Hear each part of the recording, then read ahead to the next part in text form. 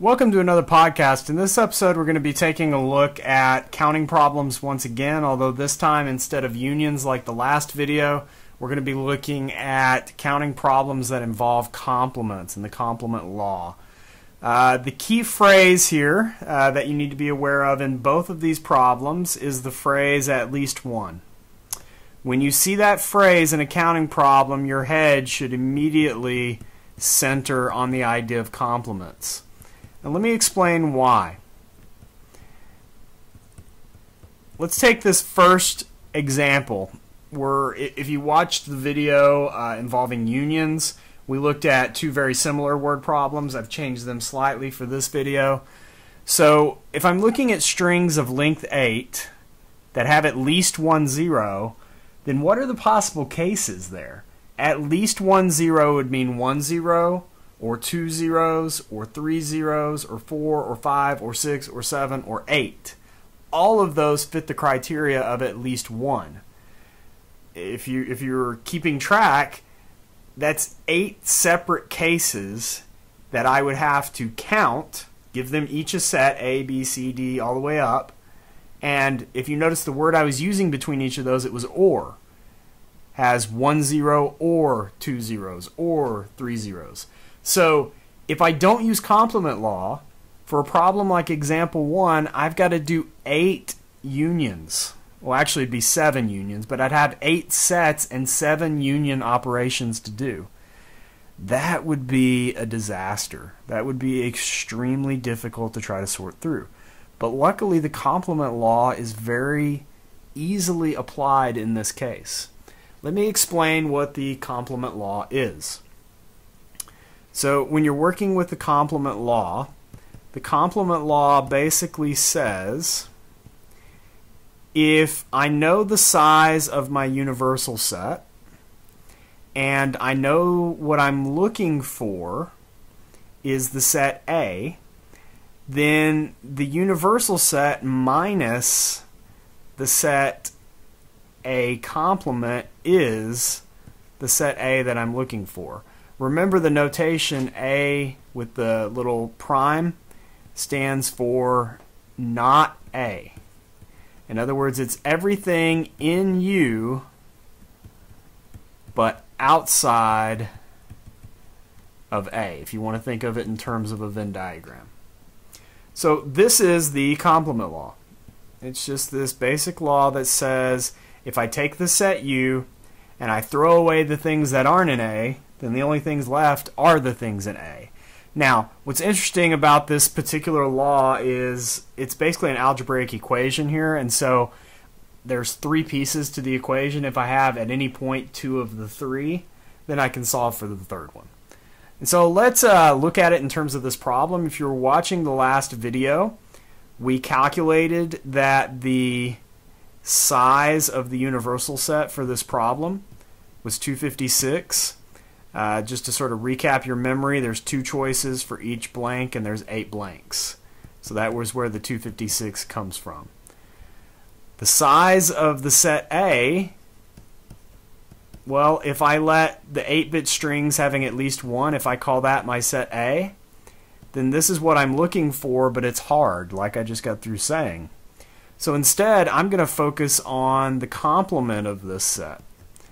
The complement of at least 1 is none, or in this case, it has no zeros. So if I'm looking for no zeros, then that's all ones. So how many strings are there to have all ones? Well, if you think back to a slot diagram, which is probably a little bit overkill here, thinking about a slot diagram, if it's all ones, you have one choice for every blank. They are ones. So because of that, you've got 1 to the 8th, which is 1. So there is only one string that contains no zeros. So what does that tell us? Well, that tells us that if I apply the complement law right here, the size of U is 256 minus the complement of the event we're looking for is 1, which means the event we're looking for is 255. There are 255 strings that fit this designation. That would be a lot harder to do without the complement law. All right, let's look at the bottom problem. Let's focus on the universal set first. U is all committees. I don't care who's in them, but all committees of size 5. So all committees of size 5, how would I count that? Well, the way that I would count that is there's a total of 8 and 6, or 14 people, so N is 14, and I'm choosing 5 of them, so R is 5. So remember from the last video, this is a combination problem, and so the size of U here is C 14,5. Okay, so we have C 14,5 for our universal set. Once again, this is at least one freshman, so I'm going to call that my set A, at least one freshman. The size of A, once again, is going to be difficult to find for the same reasons it was before. At least one freshman in this case could mean one freshman, could mean 2, could mean 3, could mean 4, could mean 5. So I don't want to have to count all of those separate possibilities. Instead, I'm going to count the complement of this problem. So if I just think about the set itself, the complement A prime, or the opposite of this, is the set that has no freshmen. So how many ways are there to have no freshmen? Well, you accomplish that by picking only from the sophomores. There are 6 sophomores, and I need 5 of them in order to have a fully stocked committee of 5. So we'll go to the calculator once again here. So we need to calculate C 14,5 and C 6,5. So there's C 14,5 and C 6,5 is 6. So we've got 2002 for U. So the size of U is 2002, and the size of A complement is 6.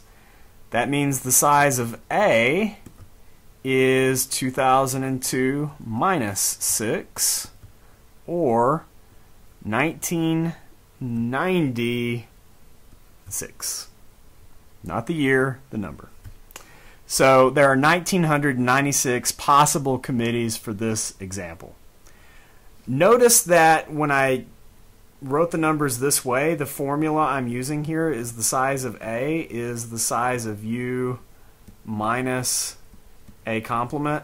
I could switch it around to say, how about the size of U minus A is A complement?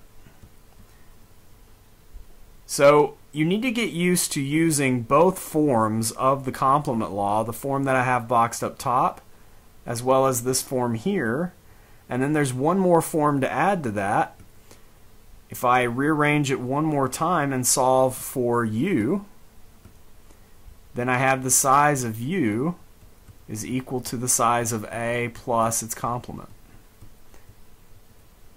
And so there's the third form that the complement law takes. All 3 of those are equivalent. They're all the same equation, but it's worth noting that there's 3 different ways to think about applying the complement law. All right, I think between the last video involving unions and this video involving complements, I think you can see how all the counting formulas that we've talked about so far are starting to take shape, and hopefully you can think about how to apply them to solve some of the word problems that are going to show up on quizzes and tests and in the homework. All right, thank you for watching.